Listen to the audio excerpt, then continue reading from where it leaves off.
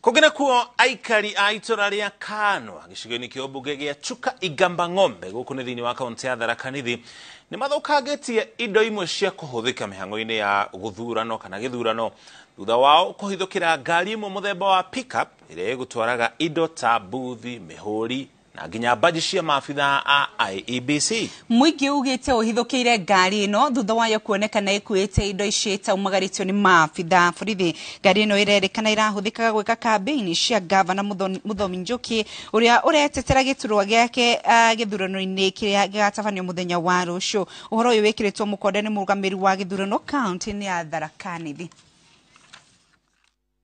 Kulikuwa na fununu kwa sababu hizo vitu zilikuwa zinatoka from Chuka town. Sasa kuna watu wenye walikuwa Chuka na wakadhibiti wakaanza kususpect hiyo gari. Wenye walikuwa na suspect hiyo gari ni simu zilipigwa huku. Ndiposa hiyo gari kaanza kusuiwa, ndiposa kuweze kuwa na approve ya hizo vitu zinapelekwa wapi na zimetoka asa mpande gani. Sasa IEBC wakapigiwa simu, wakanyamaza. Sasa ilikuwa saa 2 na sasa ilipatwa saa 2 na walisema ni saa 6.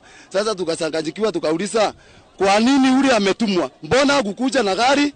Akikuwa ameweka hiyo uniform ya IEBC ama amekuja na security yoyote ile imekuja na akiulizwa majina ni serikali na wananchi wajue, arudishe hiyo maswali aseme ametumwa na tuangalie tuone kama ni ukweli inasemekana kama sio ukweli. Kama tunataka kusaguana tunasema sisi ukweli wetu, tunasema kama ni gari inatumwa na uniform kama vile wewe unakaa. Useme uko na hii kitu na kitambulisho uko naye. The vehicle had the pickup vehicle which had material was being escorted by our GK Land Rover, which was a bit far.